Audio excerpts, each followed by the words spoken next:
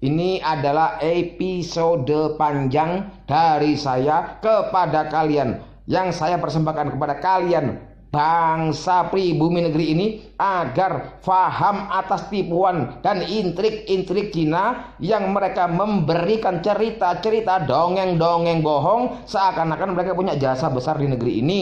Seperti dongeng Laksamana Cheng Ho yang katanya seorang muslim, padahal Cheng Ho itu adalah laki-laki yang nggak punya kontol, kontolnya dipotong alias dikebiri, sebab untuk menjadi syarat menjadi pembantu Kasim seorang kaisar Cina, kontol harus dipotong. Ada nggak ajaran Islam seperti itu? Tidak ada satupun bukti yang ilmiah yang menjelaskan Cheng Ho itu seorang muslim. Begitu juga dengan kisah mengenai geger pecinan yang seolah-olah yang akhirnya dibuatlah patungnya di Taman Mini sana, seolah-olah orang Cina bersama-sama orang Jawa berjuang melawan Belanda. Matamu suwe Cino Tanjuan, ya. Kamu tuh nenek moyang kamu dulu itu geger pecinan itu bukan berperang dengan Belanda di atas dasar kecintaan orang Cina kepada bangsa dan negeri ini, tetapi di atas keterpaksaan. Sebab ketika itu Belanda mengirimkan orang-orang Cina yang dari daratan Cina ke sini untuk menjadi budak.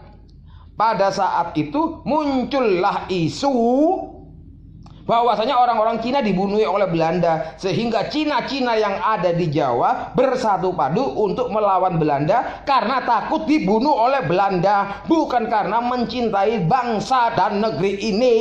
Kemudian mereka bahkan berhasil memecah belah kesatuan orang Jawa, terutama orang-orang Ngayogyakarta, sehingga menjadi pecahlah persatuan orang-orang Jawa ketika itu. Ini adalah penjelasan panjang dan ilmiah yang saya berikan kepada anda semua agar ngerti. Kamu itu jangan belain Cina. Cina itu dancuan kabeh, nggak ada yang bener. Ngerti nggak? Cheng Ho itu memimpin 27.000 orang di dalam ratusan kapal dalam ekspedisi raksasa sebagai agresor menjelajah beberapa negeri. Dia itu seorang Kasim di masa dinasti Ming Cina. Ya kan, kepercayaan daripada kaisar ketiga dari dinasti tersebut yaitu Kaisar Yongle.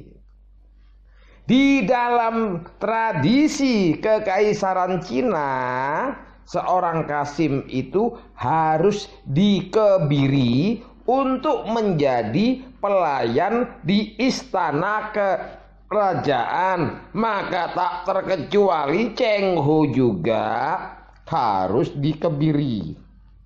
Ya kan?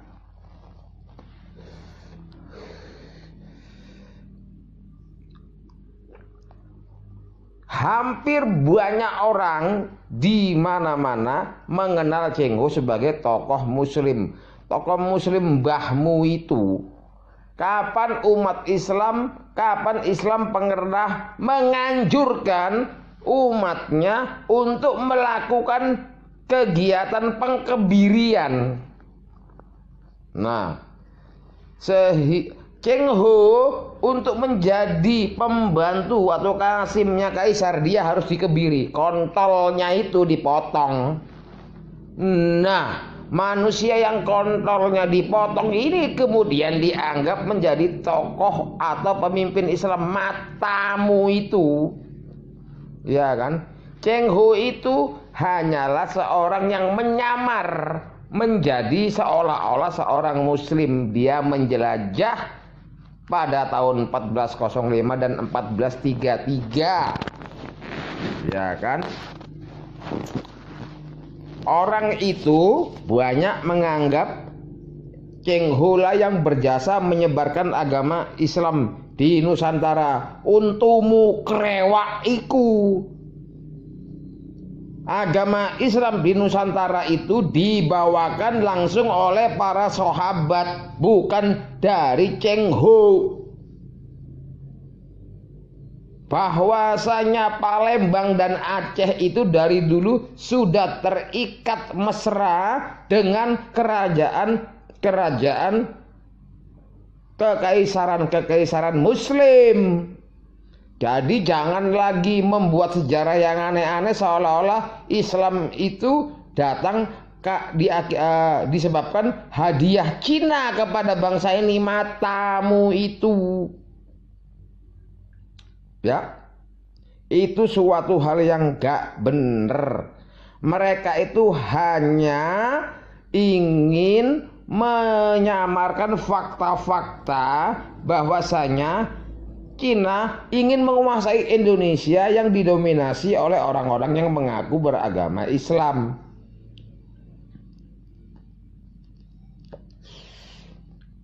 Upaya taktik mengusung seolah-olah Cheng Ho itu adalah seorang yang beragama Islam fanatik, ya kan, merupakan upaya-upaya untuk seolah-olah membuat si Cina itu berjasa menyebarluaskan Islam di negeri ini. Padahal di Cina sendiri agama Islam dianggap sebagai agama teroris. Nah, ini bagaimana ini? Cheng Ho itu memang dulu berasal dari suku Hui yang mayoritas Islam. Namun bukan artinya dia pasti beragama Islam. Ini semua terbukti daripada sejarah perjalanan hidupnya. Cheng Ho sudah diculik dari kampungnya sejak kecil oleh pasukan kerajaan dinasti Ming, dibawa ke istana lalu dididik menjadi patriotik suku Han dan dicekoki ajaran-ajaran Tao dan Confucian sebagaimana yang dianut oleh sebagian besar suku Han pada umumnya. Mungkinkah seorang Cheng Ho yang masih kecil mampu mempertahankan keislamannya sampai dewasa tanpa pernah ada bimbingan dari orang-orang dewasa yang beragama Islam? Tidak mungkin. Yang jelas Cheng Ho pasti mengikuti agamanya suku Han yang bukan Islam, ya kan?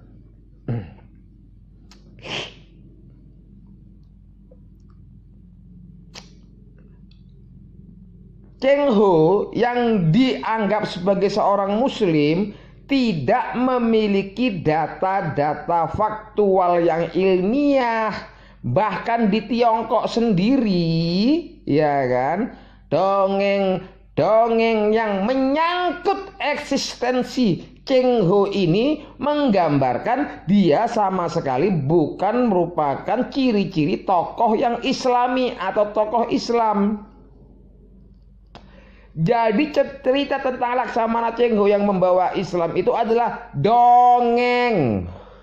Sekali lagi dongeng untuk menarik simpati kaum muslimin di negeri di luar Cina agar gampang dijajah sama orang-orang Cina. Inilah cerita sedikit mengenai Cheng Ho. Di Tiongkok saja sampai saat ini tidak diketemukan makam aslinya Cheng Ho. Namun sebagai bentuk penghargaan atas jasanya, maka oleh Kaisar Huande dibangun juga makam Cheng Ho sebagaimana umumnya makam atau kuburan Tionghoa yang kita kenal. Isinya kosong dan semuanya memberikan gambaran yang sama sekali di luar identitas keislaman. Ya kan, di Tiongkok sendiri Cheng Ho itu dianggap sebagai salah satu dewa.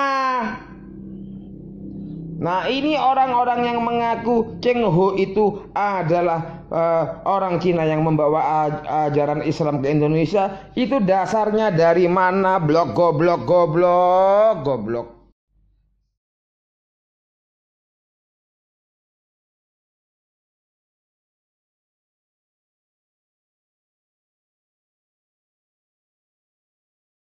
bicara masalah Cina, saya orang Cina.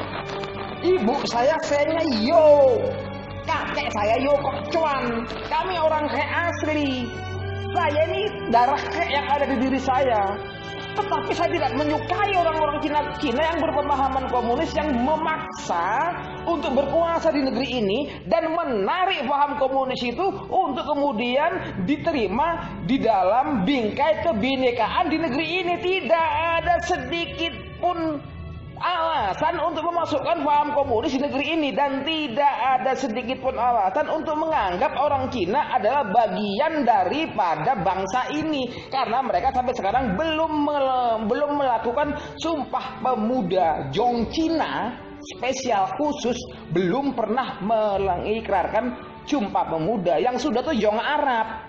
Kalaupun ada orang Cina, itu sedikit, itu bukan karena mereka mewakili Cina, tetapi mereka gabung. Ada yang gabung dari Jong Palembang, Jong Sumatera, itu Cina dari Palembang, ya kan?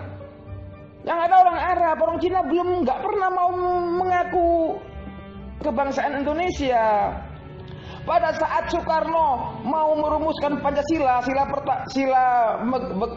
terkait dengan kebangsaan Indonesia, Cina ini yang marah. Sudah duduk di BPUPKI mereka, gara-gara ada sila kebangsaan Indonesia, mereka mundur dari BPUPKI.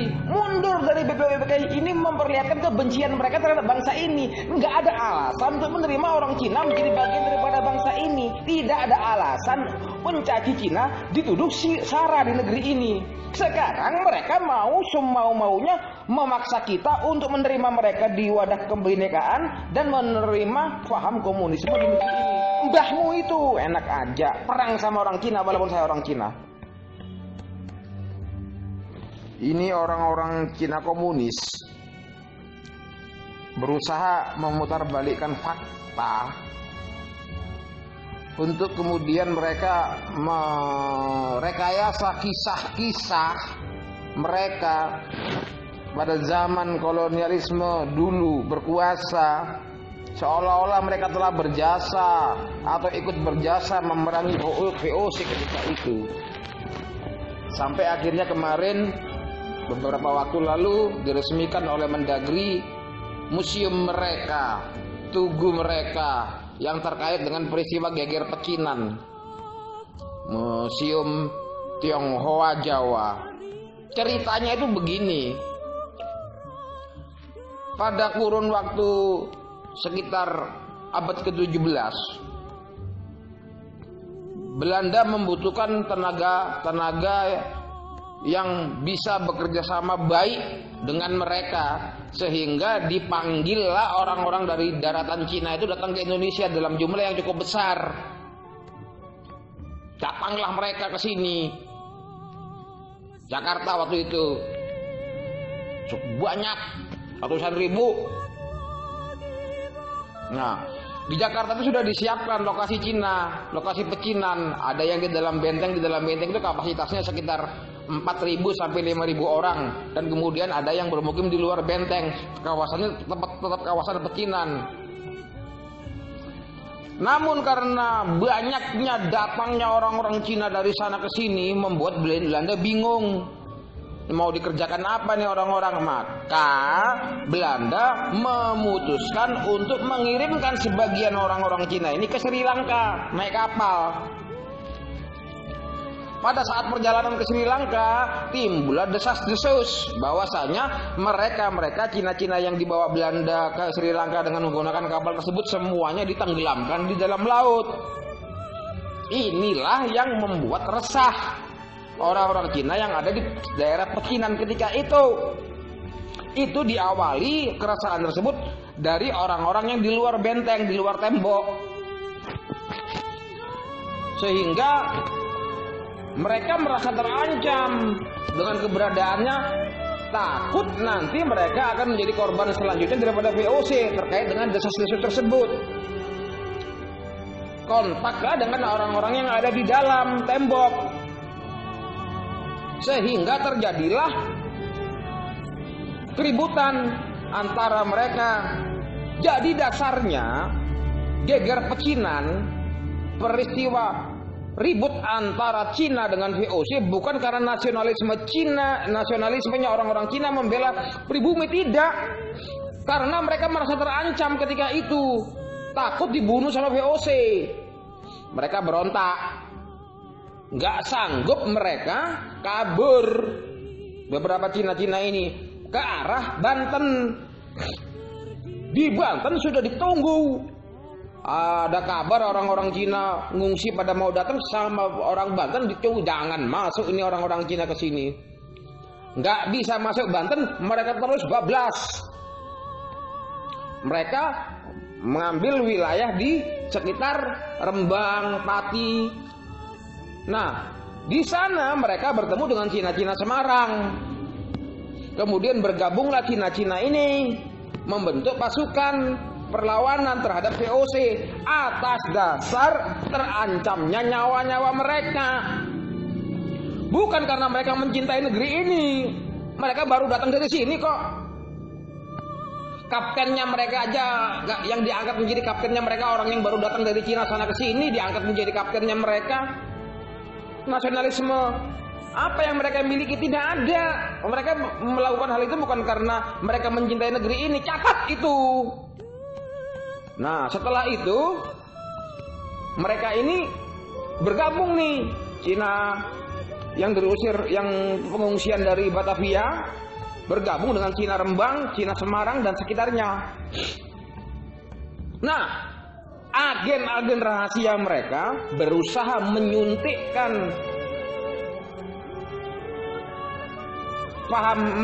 mereka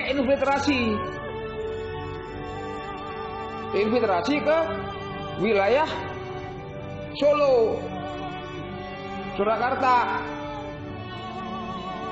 sehingga ketika itu sempat dari Surakarta memberikan bala bantuan bagi orang-orang Cina ini untuk sama-sama menghancurkan VOC. Ada sekitar 20 ribuan orang itu, bala bantuan dari Sultan, ya kan? Nah, ikut sertanya Sultan dalam membantu orang Cina inilah yang membuat terpecahnya Jogja dengan Solo.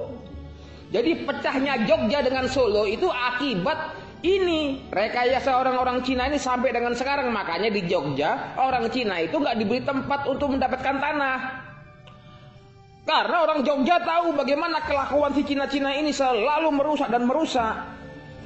Jadi jangan disangka kematian orang-orang Cina dalam jumlah besar itu melawan VOC karena perjuangan mereka karena kecintaan mereka terhadap negeri ini, tidak. Karena mereka merasa terancam. Sama halnya yang terjadi di Surabaya ketika Inggris menyerang. Mereka tidak membela. Ada memang 5.000 orang mati di antara mereka, tetapi mereka mati bukan karena membela Indonesia. Mereka berada di bawah panji bendera Kuomintang. Ini orang-orang Cina kok malah mau bodoh-bodohi orang pribumi. Orang-orang Cina itu dari dulu punya sifat mendekati yang kuat untuk membela mereka, lalu mereka menjadi penguasa sampai dengan detik ini. Detik ini itu terjadi. Sok-sokan sekarang mereka buat monumen seakan-akan mereka ikut berjuang. Tidak. Monumen yang berdiri yang menggambarkan kasus geger pecinan, kasus Tionghoa Jawa itu berangkat bukan karena dari kecintaan orang Cina terhadap negeri ini, tetapi karena mereka terancam dibasmi oleh VOC. Ya salah mereka. Orang Cina-Cina langsung dari sana datang ke sini. Kapan mereka sempat punya rasa nasionalisme, rasa kecintaan terhadap negeri ini? Pakai otak. Saingan ekonomi antara VOC dengan orang-orang Cina sebenarnya menjadi bumerang dari tindakan Belanda itu sendiri. Sewaktu Belanda membangun Batavia dengan Cipikun, Belanda kekurangan tenaga. Maka ia mendatangkan orang-orang Cina dari Banten, bahkan sampai daratan Cina. Pada awalnya, Belanda sangat senang. Tetapi lama-lama, orang-orang Cina itu datang semakin banyak. Untuk itu, secara ekonomi akan menjadi persaingan dengan Belanda sendiri. Sehingga Belanda membuat peraturan, di antaranya adalah dengan menerapkan pajak yang cukup berat, yaitu pajak perjalanan, pajak kepala, artinya setiap orang Cina yang hidup harus membayar sesuatu kepada VOC. Hal ini tidak efektif, dikarenakan semakin banyak orang Cina yang datang membanjiri Batavia. Dan kenyataannya, Cina mampu bertahan. Padahal kita tahu bahwa VOC ini mau bangkrut dan VOC secara ekonomi semakin kedodoran. Hal inilah yang berdampak negatif, timbulnya persaingan yang tidak sehat. Kepanikan inilah yang membuat Belanda membabi buta dengan melakukan penindasan dan pembantaian terhadap orang-orang Cina.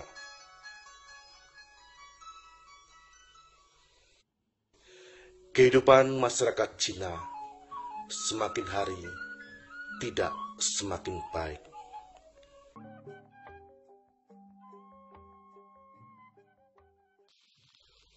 Pemberontakan orang-orang Cina berkobar-kobar kemana-mana. Di Semarang, Ungaran, Demak, Jepara, Pekalongan, dan Kudus. Pemberontakan ini dibantu oleh tentara Mataram yang berpihak pada Patih Notokusumo. Ada titik balik ketika di Semarang, orang-orang Cina dikepung oleh Belanda. Ketika itu gubernur Belanda bernama Van den Hoek. Setelah peristiwa ini, sikap Sri Sunan Pakubuwono II mulai ketara bahwa ia mulai memusuhi orang-orang Cina. Melihat sikap Sri Sunan Pakubuwono II yang demikian ini, maka membuat para bangsawan istana yang memihak orang-orang Cina mulai sewat benci terhadap Sri Sunan Pakubuwono II. Lalu para bangsawan ini mengangkat Sunan Kuning atau lebih dikenal Raden Mas Garendi. Sunan Kuning atau Raden Mas Garendi adalah bangsawan Mataram yang tidak disukai oleh Sri Sunan Pakubuwono II. Peperangan antara pasukan Raden Mas Garendi dengan Sri Sunan Pakubuwono II terjadi. Pasukan Raden Mas Garendi akhirnya berhasil memasuki keraton dengan menjebol benteng keraton Kartosuro. Menghadapi ancaman bahaya besar, maka Sri Sunan Pakubuwono II memerintahkan kerabat keraton dan para abdi dalam untuk segera lari lewat belakang keraton menuju wilayah Jawa Timur bagian barat daya, yaitu Pacitan hingga Ponorogo. Pasukan Raden Mas Garendi dapat menduduki dan menguasai keraton Kartosuro dengan bergelar Sunan Amangkurat Mas dari tahun 1743 sampai 1744. Akibat pemberontakan Cina ini, bangunan-bangunan fisik keraton mengalami kerusakan berat. Porak-poranda bangunan keraton Kartosuro mengakibatkan hancurnya kemegahan keraton Kartosuro yang telah dibangun oleh Amangkurat II. Bernama Mataram Kartosuro. Di desa Wanakerta inilah Amangkurat II mendirikan kerajaan ini. Hancurnya keraton Kartosuro disebabkan peristiwa Geger Pacinan. Peristiwa Geger Pacinan itulah yang menyebabkan kepindahan ibu kota kerajaan Mataram ke suatu desa yang bernama Desa Solo.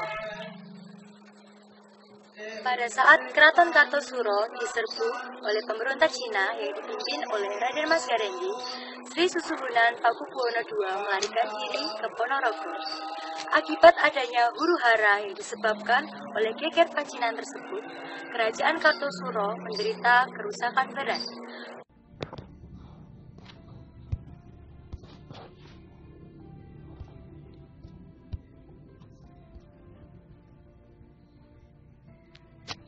Westerling setelah menebar teror di Bandung, kemudian berniat untuk membunuh Menteri Pertahanan Sri Sultan Hamengkubuwono ke-9.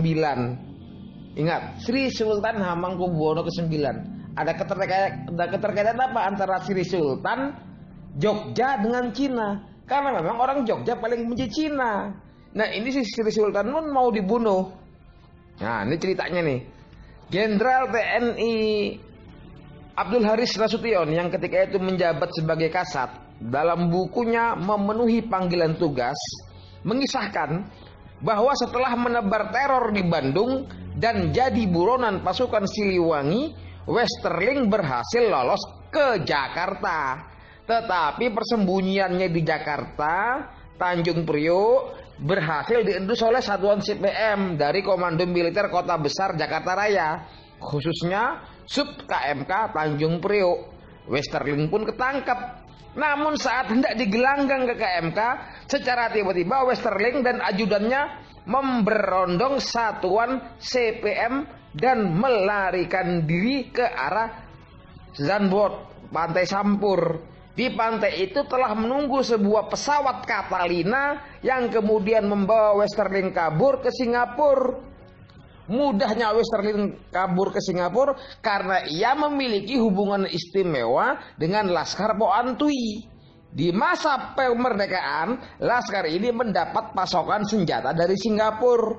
Laskar Boan Twi ini adalah satuan bersenjata orang-orang Cina di Indonesia yang loyal kepada Belanda.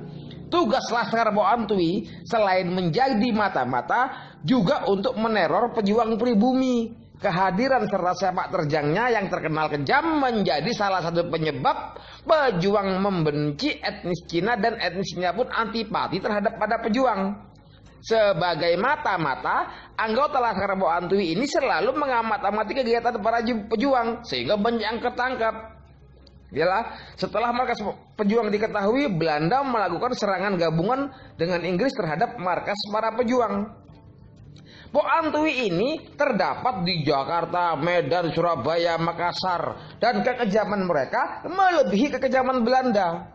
Di Bandung, Boan Twi aktif membantu Nika menebar teror terhadap pejuang seperti pembunuhan, penculikan, pemerkosaan, dan penjarahan. Teror itu bertujuan agar pribumi segera pindah ke Bandung Selatan dan tidak mendukung RI. Ini orang-orang CHTH. Sayangnya dalam penulisan sejarah, Boan Twi ini cenderung diabaikan. Ada upaya memang sistematis yang untuk melakukan hal ini. Menurut salah seorang putra pejuang kemerdekaan RI, masalah kekejaman Boan Twi sempat disinggung dalam persidangan konstituante di tahun 1950-an. Ia menulis salinan penggalan pidato seorang pejuang yang menjadi anggota konstituante. Pidato tersebut disampaikan oleh Mado Miharna dari Organisasi Persatuan Rakyat Desa di hadapan sidang pleno konstituante tahun 1959 sebagai berikut. Saudara Ketua dan Majelis Konstituante yang terhormat, dalam rangka pemandangan umum, Saudara Ketua, bagi seluruh pejuang bangsa Indonesia yang mengikuti dan mengalami pahit getirnya perjuangan sejak proklamasi 1945, lebih-lebih tentunya bagi perintis-perintis kemerdekaan bangsa, melihat keadaan dan penderitaan masyarakat dewasa ini pasti akan sedih, karena ini bukanlah tujuan kita, bukan masyarakat semacam sekarang yang kita idam-idamkan. Seluruh lapisan masyarakat telah berjuang, tetapi baru beberapa gelintir orang-orang saja yang senang. Beribu-ribu pejuang kita dibunuh, tetapi golongan yang pembunuh yang menikmati keuntungan. Para pejuang kita ditangkap dan disiksa. Tetapi hasilnya golongan yang menangkapi dan menyiksa para pejuang masih berkuasa. Po Antui, sementara dari golongan Tionghoa yang membantu aktif tentara Belanda yang telah membunuh, membakar, menangkapi anak-anak buah kami, sampai sekarang masih bergelandangan. Bukan saja masih bergelandangan, tetapi berkuasa dan menguasai segala sektor penghidupan rakyat. Golongan Po Antui yang telah dengan kejamnya membunuh dan membakar pejuang kemerdekaan, termasuk anak-anak buah kami, karena mereka tidak mengungsi dan terus berada di kota bersama Belanda, mendadak menjadi kaya sesudah Belanda tidak dapat menduduki bekas tempat Belanda. Ini bukan bayangan, bukan impian, tetapi kenyataan. Lihatlah saja di Bandung. Pidato ini disampaikan oleh Mado Miharna dari Organisasi Persatuan Rakyat Desa di hadapan sidang pleno konstituante waktu itu tahun 1959.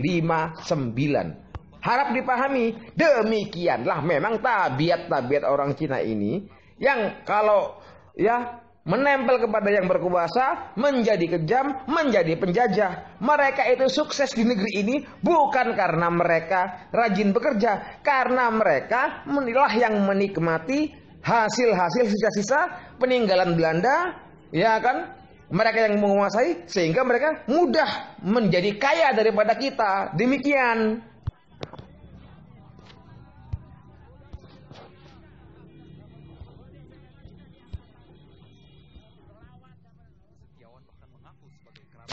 Westerling setelah menebar teror di Bandung kemudian berniat untuk membunuh Menteri Pertahanan karena bayar yang Tiongkok kan lebih murah. Mereka kan pokoknya bekerja, orang di sana pengangguran.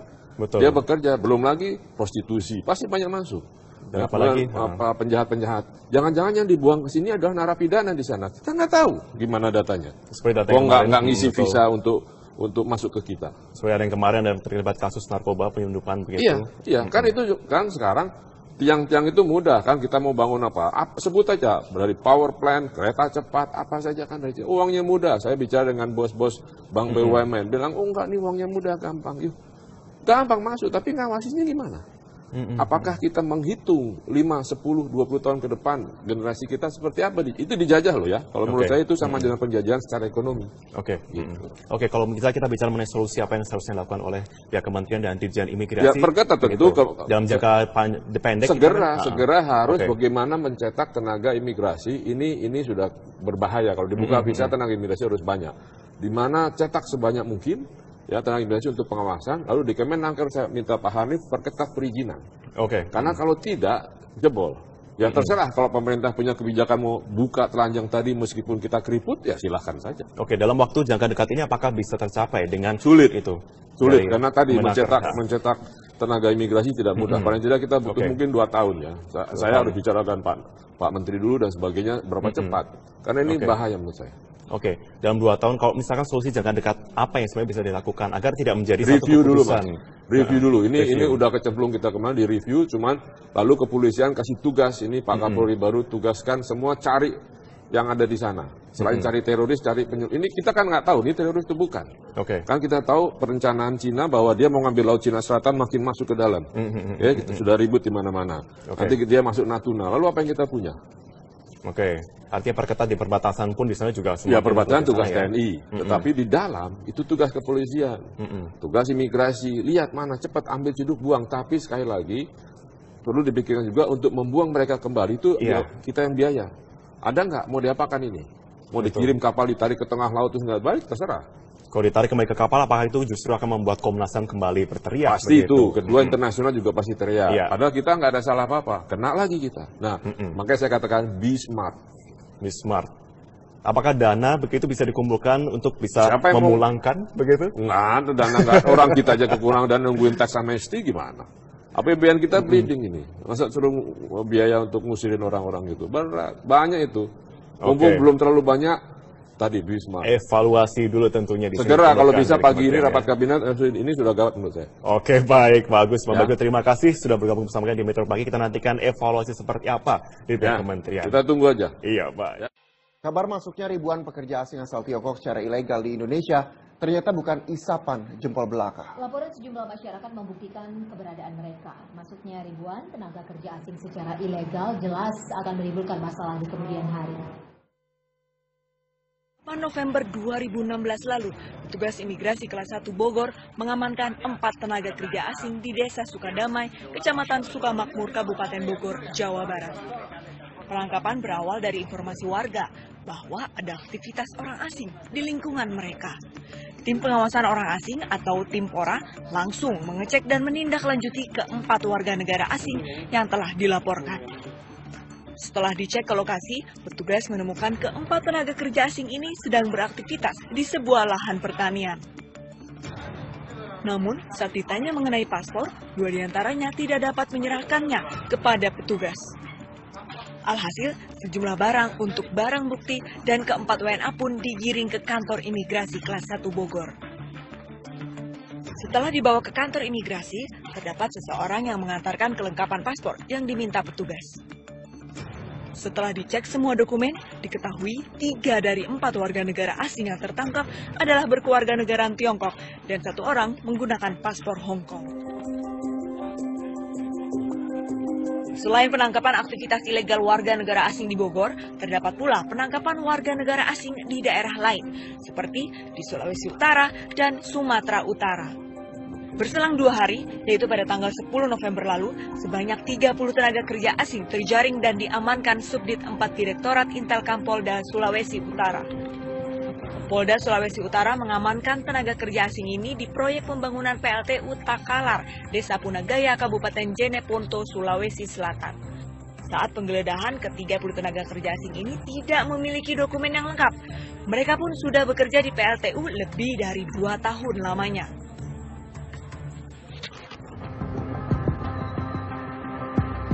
Masih di bulan yang sama, yaitu tanggal 16 November 2006. Banyak yang bersuara, katanya tenaga kerja dari Tiongkok itu yang masuk ke Indonesia 10 juta, 20 juta.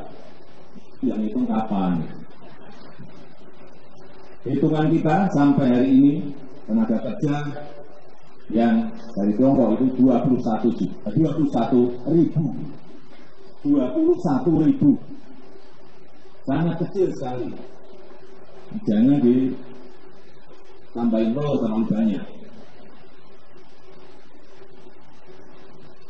Saya kira tenaga kerja kita yang ada di Malaysia lebih dari 2 juta, yang ada di Saudi lebih dari 1 juta, yang ada di Hong Kong 153.000, yang ada di Taiwan 200.000. Negara mereka juga biasa-biasa saja. Tapi kita logikanya nggak mungkin lah tenaga kerja dari luar, misalnya dari Hong Kong atau dari Eropa atau dari Amerika masuk, nggak mungkin. Karena ya jelas gaji mereka di sana lebih gede dari kita. Kita harus ngomong apa adanya. Diamankan merupakan sebagian dari 500 TKA yang keberadaannya ilegal di pabrik semen tersebut. Mereka diketahui sudah 1 tahun bekerja di pabrik semen Pulau Ampel. Dari pengakuan penyidik, mereka digaji oleh perusahaan yang memperkerjakan mereka sebesar 15 juta rupiah per bulan. Direktur Reserse Kriminal Khusus Polda Banten, Komisaris Besar Nurullah mengatakan, selain tidak memiliki dokumen ketenagakerjaan resmi dari kantor imigrasi, TKA Tiongkok ilegal ini diamankan karena keberadaannya sudah meresahkan masyarakat. Dari hasil dari pengecekan ditemukan kurang lebih 70 tenaga asing yang pada saat kami lakukan pengecekan dokumen, paspor, dan tidak ada satupun dokumen yang melekat pada yang bersangkutan. Bahwa profesional, jadinya ada politik yang juga diharapkan profesional juga, orang profesional yang dalam partai politik. Ya, inilah yang menjadi keprihatinan saya. Oleh karena mumpung di sini ada tim dari rumah transisi, rumah apa namanya? Ya, rumah transisi ya. Itu supaya diperhatikan, karena saya betul-betul sangat prihatin adanya kabar-kabar yang mengatakan bahwa Pak Jokowi itu dikendalikan oleh 9 Taipan. Taipan. Orang-orang kaya 9 yang mengendalikan. Dan kabar ini menyebar sangat luas. Cuma tidak ada yang berani mengatakan, biarlah saya yang mengatakan. Bukan karena apa-apa, karena kecintaan saya. Tolong dibantah yang sekeras-kerasnya dengan hard facts. Dengan fakta-fakta yang nyata bahwa itu tidak betul. Kalau memang tidak betul. Karena kabar ini sangat meluas. Lalu kemudian, apa peran Sofyan Wanandi? Memang dia ketua umum Apindo. Mengapa harus muncul di mana-mana? Itulah yang justru memperkuat bahwa para Taipan ini mempunyai pengaruh besar. Sehingga dengan demikian orang mulai sangat was-was sekarang. Akan jadi apa kabinet ini? Apa betul yang dijanjikan akan jujur, akan memberantas korupsi dan lain-lain? Jangan salah paham, kalau saya mengatakan ini adalah atas kecintaan saya terhadap PDIP, partai saya yang saya pernah berjuang mati-matian dan yang menjadi pendukung utama. Kalaupun Pak Jokowi dianggap orang kos-kosan, bukan kader yang dari awal sudah mati-matian berjuang, akan tetapi kaitan antara PDIP dengan Pak Jokowi sangat erat.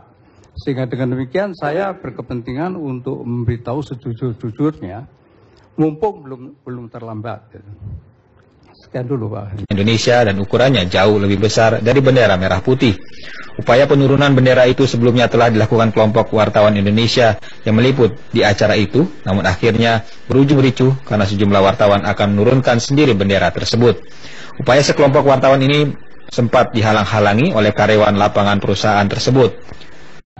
Saudara-saudariku, sebangsa dan setanah air, apabila ada yang mempertanyakan kepada kalian apakah dasar kebangsaan kalian, maka jawablah oleh kalian bahwasanya dasar kebangsaan kalian adalah Sumpah Pemuda 28 Oktober 1928. Lalu bagaimana dengan Pancasila? Pancasila itu adalah dasar negara, bukanlah dasar bangsa. Sebab negara Indonesia itu baru dibentuk pada tanggal 18 Agustus 1945, sehari setelah kemerdekaan bangsa Indonesia. Apabila bertanya orang kepadamu, apakah orang-orang Tionghoa itu, orang-orang Tiongkok itu, orang-orang Cina itu merupakan bangsa Indonesia? Maka jawablah, wahai saudara-saudariku, bahwa sekali-kali kelompok Tiongkok, Tionghoa, China itu bukanlah masuk dalam bangsa Indonesia. Sebab mereka tak ikut berikrar pada saat Sumpah Pemuda tersebut. Mereka hanya mengamati. Mereka adalah dari kelompok-kelompok partai-partai politik yang berpihak kepada Belanda, CHH, partai politik yang memiliki nasionalisme Cina, PTI. Maka itu mereka tak sudi berkenan mereka untuk ikut pada ikrar Sumpah Pemuda Indonesia ketika itu. Bahkan ketika Bung Karno menyebut istilah Bumi Putra, mereka orang Tiongkok itu mengundurkan diri mereka dari BPUPKI hanya karena Bung Karno menggunakan istilah Bumi Putra. Lalu apabila Perdana Menteri Cina mengancam akan mengerahkan pasukannya ke negeri ini bila terjadi rusuh antara pribumi dan orang-orang Cina, maka jawablah oleh kalian, wahai saudara-saudariku, kepada Perdana Menteri Cina itu, ambil olehmu bangsa kamu yang ada di negeri kami ini, ambil olehmu semuanya, kembalikan, tarik olehmu mereka-mereka yang ada di sini. Kalau mereka mau aman, kembalikan semua hasil, kembalikan semua harta-harta kami yang dikorupsi oleh bangsa kamu, pajak-pajak kami yang tidak dibayarkan oleh bangsa kamu selama di sini. Apa yang jadi alasan kamu untuk membela bangsa kamu apabila terjadi rusuh di sini? Apabila kamu masih bertanggung jawab terhadap bangsamu di negeri ini, maka bertanggungjawabkan juga tindakan kriminal dan tindakan kejahatan mereka di negeri ini. Apabila antek asing dan asing memarahimu, mengancammu ketika kamu bersikap keras dan kasar terhadap orang-orang Cina ini, maka katakan kepada mereka bahwa sekali-kali orang-orang Cina itu bukanlah bagian dari bangsa ini. Bukanlah bagian dari bangsa ini. Merekalah yang menguasai peninggalan Belanda ketika Belanda keluar dari Indonesia. Dengan peninggalan tersebut mereka tiba-tiba menjadi orang-orang pengusaha. Kalau saja ada yang mengatakan bahwa ada 5.000 nyawanya orang Cina mati di Surabaya pada saat 10 November, maka katakan mereka berperang melawan sekutu ketika itu bukan di atas panji merah putih, tetapi mereka mempertahankan diri di atas bendera Kuomintang. Bendera Kuomintang, bendera Kuomintang, yaitu Partai Nasionalis Tiongkok. Jadi tak ada sedikit pun alasan bagi kita untuk mengakui bahwasanya mereka adalah bagian daripada kita sampai dengan saat ini.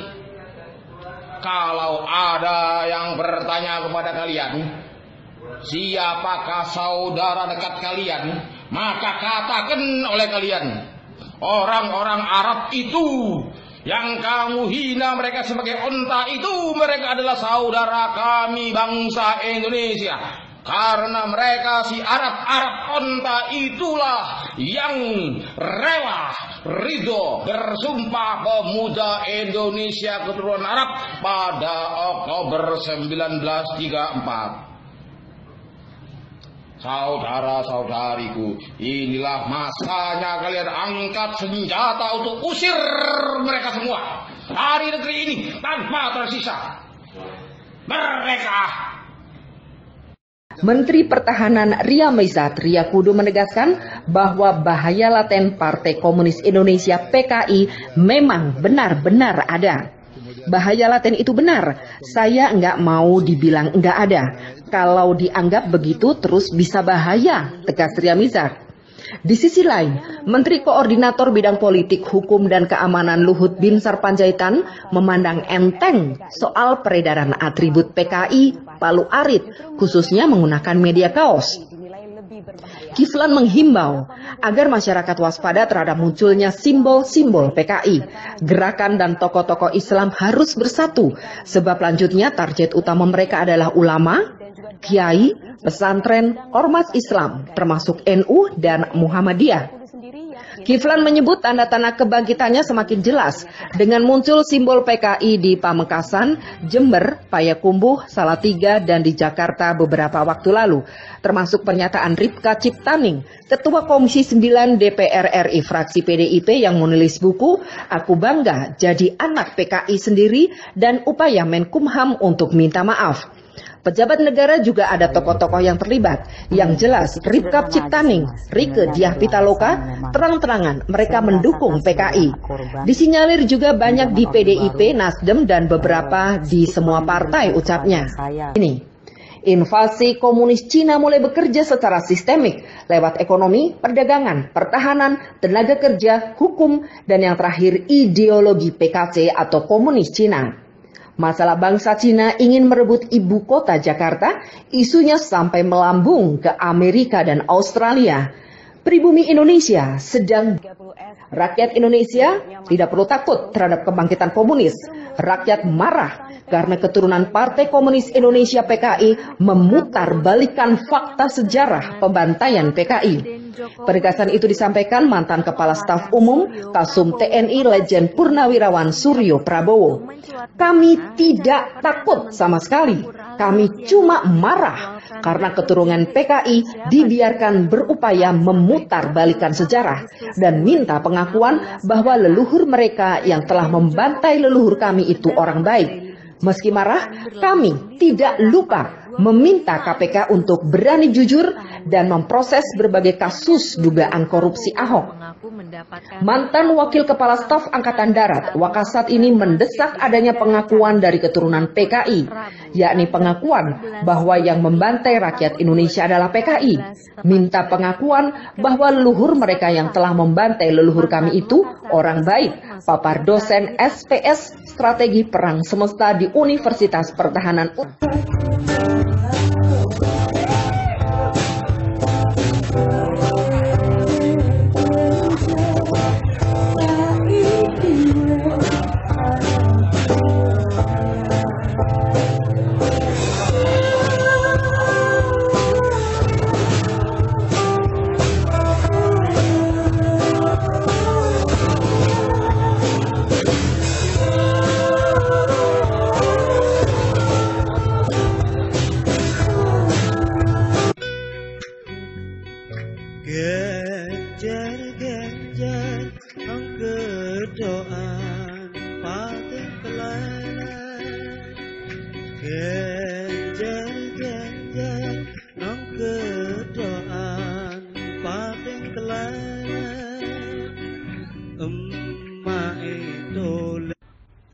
Anda menyaksikan News Update, saya Andra Lesmana. Sekretaris Kabinet Pramono Anung menegaskan Presiden Joko Widodo telah memberikan instruksi melalui telepon kepada Kapolri dan Panglima TNI untuk menghentikan aksi sweeping anggota Polri dan TNI yang dinilainya sudah sangat berlebihan dalam menangani isu komunisme di berbagai daerah.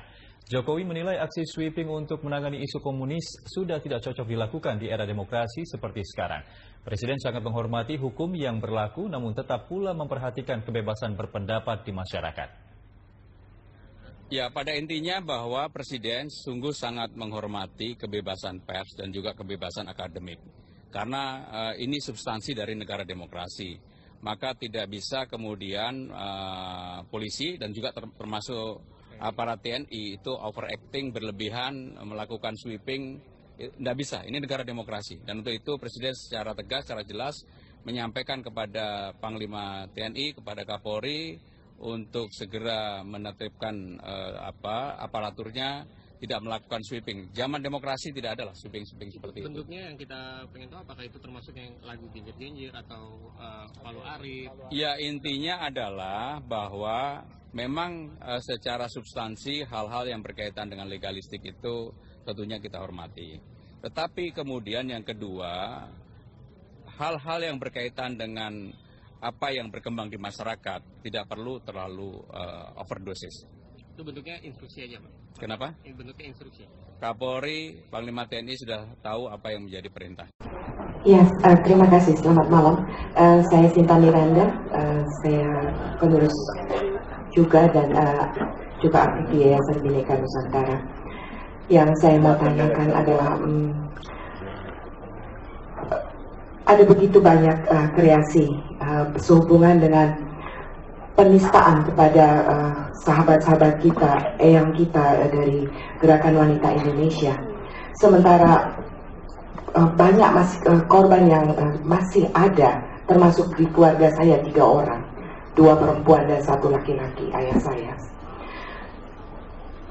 Apakah ada terpikir dari kita untuk meniadakan Monumen Lubang Buaya yang merupakan simbol dari pendustaan sejarah sekian puluh tahun lamanya? Saya berharap para aktivis dan para pembela kemanusiaan untuk mengadakan petisi atau apapun untuk menghancurkan Monumen Lubang Buaya. Terima kasih.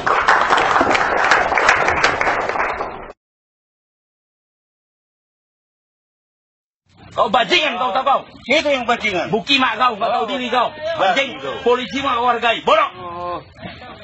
Bodoh kau. Kau bodoh. Siapa yang bodoh? Kok bodoh kau bodoh?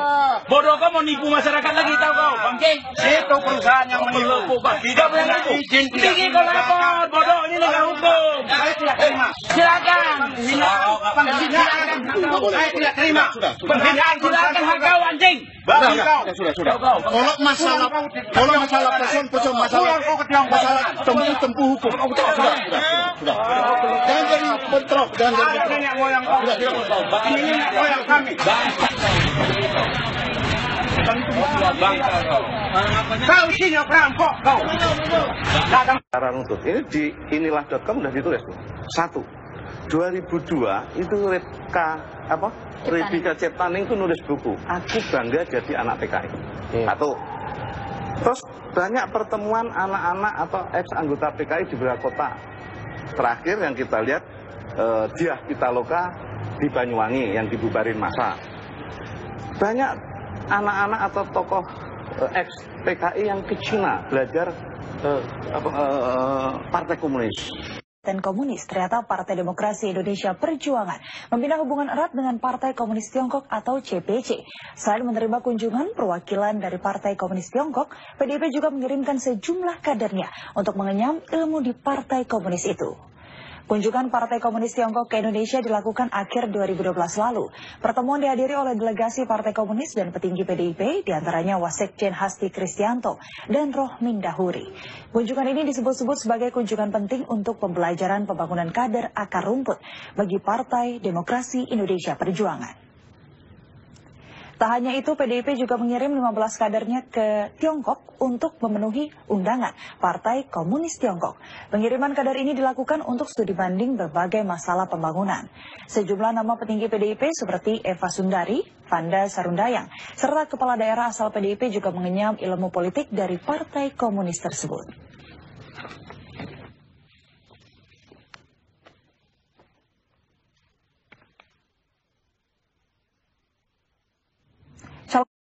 Pada tanggal 28 Oktober 1928 saat Sumpah Pemuda dikumandangkan, kelompok pemerhati dari Tionghoa tidak sudi, tidak rela untuk ikut berikrar pada saat Sumpah Pemuda tersebut diikrarkan.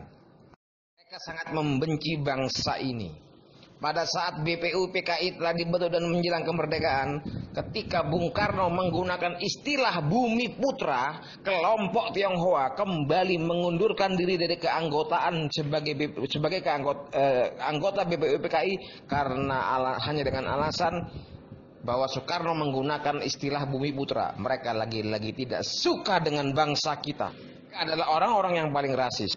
Itu rasisnya mereka sampai dengan saat ini. Generasi muda mereka yang tergabung dalam organisasi Generasi Muda Indonesia Tionghoa membuat acara-acara provokatif. Acara provokatifnya antara lain mereka bedah buku Masa Gelap Pancasila. Kemudian memperingati 100 tahunnya Xiao Gyo-chan. Mereka memaksa agar Xiao Gyo-chan ini diangkat menjadi pahlawan nasional. Padahal Xiao Gyo-chan ini adalah ketua Bapperki yang kepanjangannya Badan Permusyawaratan Kewarganegaraan Indonesia, yang didirikan untuk memuluskan integrasi keturunan Cina kepada Republik Indonesia. Bapperki ini sangat dekat dengan PKI. Bahkan Xiao Gyo-chan inilah yang menjadi donaturnya PKI. Xiao Gyo-chan yang ingin mereka jadikan pahlawan nasional di negeri ini adalah memiliki ambisi untuk mengkomuniskan rakyat Indonesia. 4 juta kader Partai Komunis Indonesia itu adalah hasil daripada pekerjaannya Xiao Gyo-chan ini.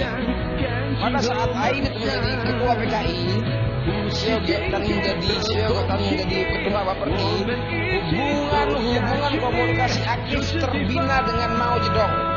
Intensitas komunikasi mereka dalam rangka mengkomuniskan rakyat Indonesia sangat luar biasa.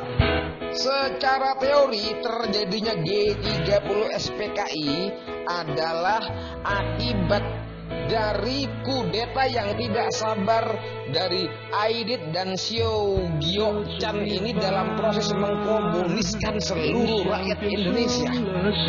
Lalu saat ini generasi muda Indonesia Tionghoa memaksakan diri untuk agar Xiao Gyo-chan ini diangkat menjadi pahlawan nasional di negeri ini. Orang yang paling rasis di negeri ini adalah orang Tionghoa. Coba kalian lihat rumah-rumah mereka begitu tertutup, pagarnya begitu tinggi tertutup. Mereka orang yang paling rasis. Dan saat ini mereka ingin membangkitkan, membenturkan antara sesama bangsa Indonesia dengan sesama bangsa Indonesia agar mereka dapat mudah mencengkeram negeri ini. Sadarlah kalian, wahai bangsa yang masih juga terkungkung dalam rantai dan belenggu. Mereka lah orang-orang anak-anak turun daripada antui laskar Cina yang menjadi antek dada yang perilakunya sangat kejam terhadap bangsa pribumi Nusantara, bumi putra. Sadarilah wahai kalian, sadarlah kalian sebagai Tionghoa, komunis adalah musuh kalian yang sebenar-benarnya. Mereka telah membeli pejabat-pejabat kalian. Mereka telah membeli pemimpin-pemimpin kalian. Mereka telah memposisikan herder-herder mereka, antek-antek mereka untuk menguasai negeri ini sampai dengan saat ini. Kalian pribumi diusir sedemikian rupa. Dan mereka lah yang akan menempati lokasi-lokasi di mana kalian dulu diusir oleh pemimpin kalian. Pemimpin kalian, orang yang kalian anggap pemimpinnya, sebenarnya mereka adalah orang-orang bayaran daripada manusia-manusia komunis berdarah Tionghoa ini. Camkan itu, sadarilah itu. Mereka lah orang yang paling rasis di muka bumi ini. Saya tahu mereka karena saya adalah bagian dari mereka. Saya juga orang Tionghoa. Saya Yo, kakek saya Yo Kok Chuan. Saya orang Kek. Sadarilah wahai kalian bangsaku.